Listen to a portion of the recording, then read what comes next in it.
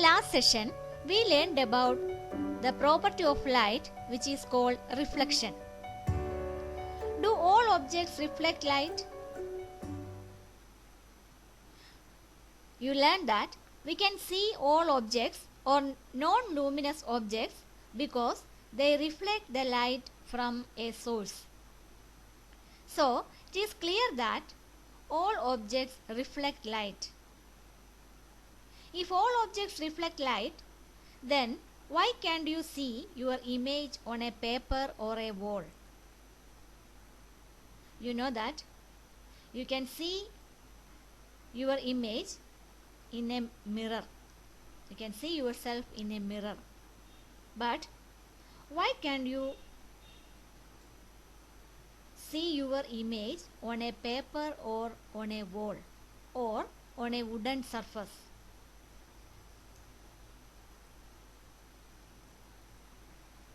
You know that all objects reflect light. Do all objects reflect light in the same way? No, all objects do not reflect light in the same way. If we consider a mirror and a paper, mirror reflects light more than a paper. We can see our image in a mirror because the mirror reflects light in a regular way. But surfaces like paper, though appear smooth, are not smooth if we look closer. These surfaces reflect light in an irregular way. Let's have a closer look at the reflection by smooth and rough surfaces. As mentioned earlier, almost all objects reflect light, but not in the same way. Let's have a closer look at the reflection by a mirror. You know that we can see our image in a mirror. Light rays which are parallel when strikes on a smooth surface like mirror remains parallel even after reflection. When light rays or parallel rays strike on a smooth surface like that of a mirror, reflect and remains parallel after reflection. This type of reflection is called regular reflection. Reflection by a mirror is regular. That is why we can see our image in a mirror or on a smooth surface or polished floor. Now, let's see the nature of reflection by rough surfaces like wall, wood, etc. The reflected rays coming from a rough surface are not parallel. The surfaces like wall, wood, etc., though appear smooth, are not really smooth at a closer look. The light rays which are parallel when strikes on these surfaces do not remain parallel after reflection. Is it because the rays do not follow the laws of reflection? No. Here also the light follows the laws of reflection. But these surfaces, though appear smooth, have many irregularities if we observe closely.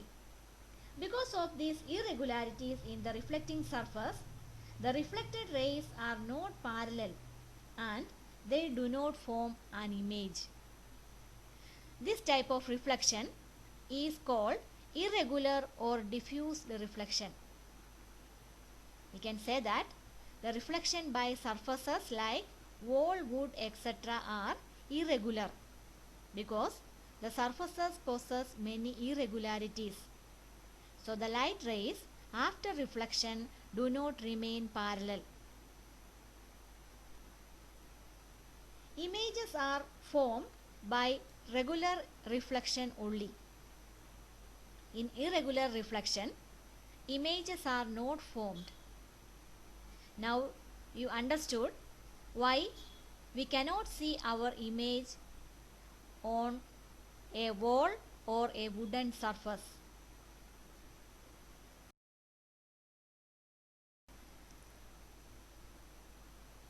You know that a mirror is a smooth reflecting surface which gives the reflected image of an object. Mirror gives the reflected image of an object. How is a mirror made? You know that a mirror is made of a transparent glass which is covered by a layer of silver on one side. This silver layer makes it opaque.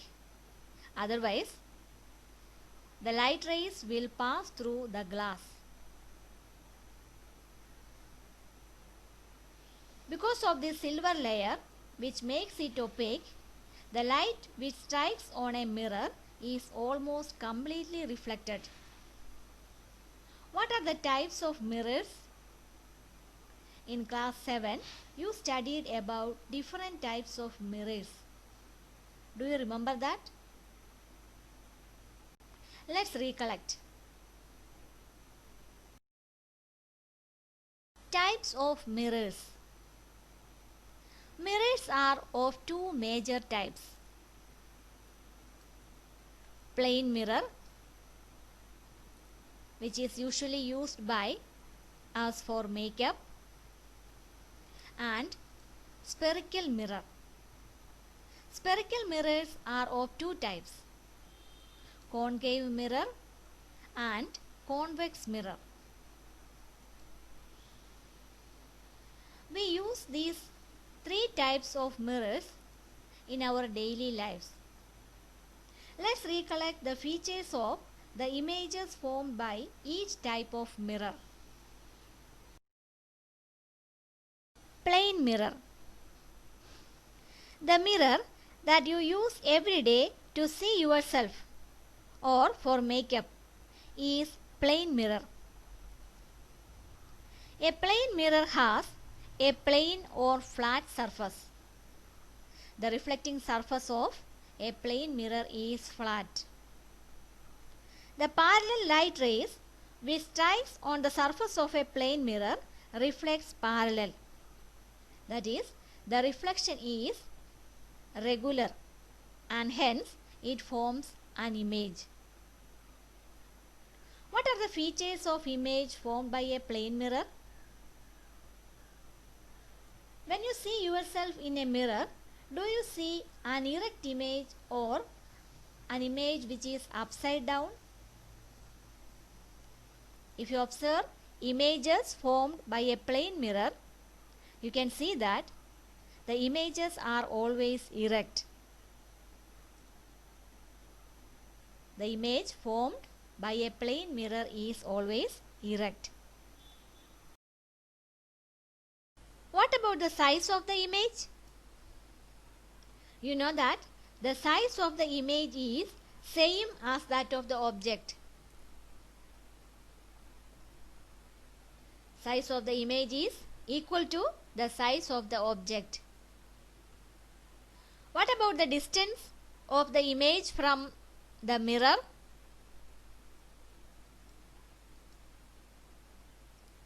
You know that image is formed at the same distance as the mirror is from the object. Or we can say that distance from the image is same as that of the distance from the object.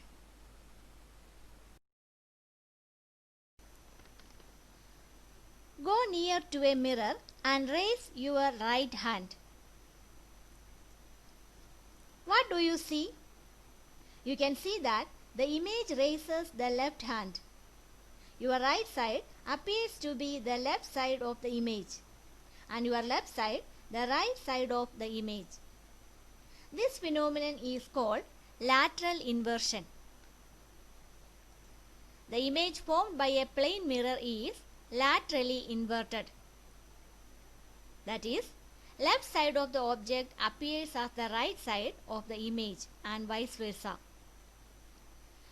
Now you can say why ambulance is written differently in ambulance vehicle. The driver of the vehicle in front can read it correctly when they see it through the mirror and can give way to the ambulance. Now, can you obtain the image formed by a plane mirror on a screen? No, images formed on a plane mirror cannot be obtained on a screen. That means the image formed in a plane mirror is virtual. Virtual image means the image cannot be obtained on a screen. What about spherical mirrors? How do they differ from a plane mirror? You know that spherical mirrors are so called as they are part of a sphere. Spherical mirrors are of two types, concave mirror and convex mirror. How do we distinguish a concave mirror from a convex mirror? If the reflecting surface of a spherical mirror is concave, it is called a concave mirror. If the reflecting surface is convex, then the mirror is a convex mirror.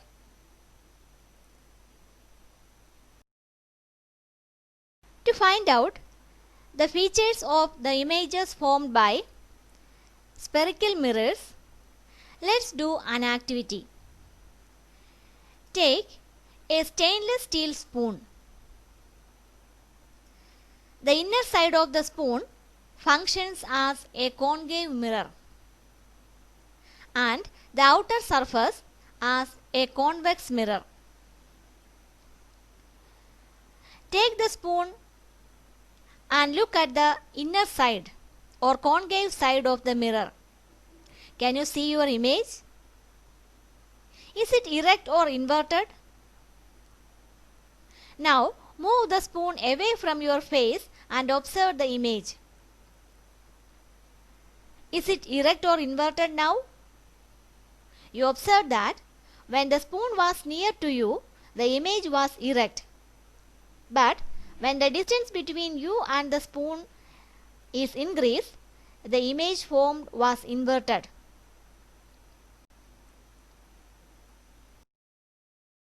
We can conclude that the image formed by a concave mirror may be erect or inverted, depending upon the position of the object or the distance of the object from the mirror. It may be erect or inverted. If the object is placed near to a concave mirror, the image formed is magnified. The image can be diminished or magnified. The image formed by a concave mirror can be real or virtual. This also depends upon the position of the object. We can conclude that the image formed by a concave mirror may be erect or inverted. The image can be diminished or magnified. The image can be real or virtual. Concave mirrors are used as shaving mirrors. As they give a magnified image, they are used as shaving mirrors and makeup mirrors. Concave mirrors are used by dentists to see an enlarged image. It is also used in torch and also the headlight of vehicles. Turn the spoon and observe your image on the convex surface of the spoon. Is your image erect or inverted? What about the size of the image? Is it magnified, diminished, or of the same size? You can see that the image formed by a convex mirror is always erect.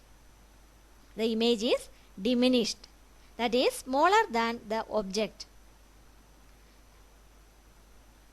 The image is virtual also. Rear view mirror and side mirror of vehicles are convex mirrors. Convex mirror has a wider view to help drivers to see the vehicles behind. Have you ever seen mirrors kept on junctions? What type of mirrors are these? These mirrors help us to see vehicles coming from the other sides. The mirrors which are kept at junctions are also convex mirrors. Why are the images formed by spherical mirrors differ from the image formed by a plane mirror? In a concave mirror, the light rays which are parallel when strike the concave mirror converges to a point after reflection. Hence, concave mirror is also known as converging mirror. The light rays which strike on the concave surface of the mirror converges to a point after reflection. Because of this, concave mirrors are also called converging mirrors. What about convex mirrors? The light rays which are parallel when strike the convex mirror after reflection appears to be diverging from a point behind the mirror. Hence, convex mirror is also known as diverging mirror. The parallel rays which strike on the convex mirror appears to be coming from or diverging from a point behind the mirror. Because of this, convex mirrors are called diverging mirrors. Why do concave and convex mirrors have converging and diverging feature? Light rays which strike on concave mirror and convex mirror also follow the laws of reflection, but they show difference due to their concave and convex shape. The reflecting surfaces are concave and convex. That is why the images formed are different from that of a plane mirror. Let's compare the three mirrors. Plane mirror has a flat surface. The reflecting surface is plane. Concave mirror is curved inward. That is, the reflecting surface is concave. In convex mirror, the reflecting surface is convex. In plane mirror, parallel rays remain parallel after reflection. In concave mirror, parallel light rays converges to a point after reflection. Concave mirrors are converging mirrors. In convex mirror, parallel rays appear to diverge from a point behind the mirror. Convex mirrors are diverging mirrors.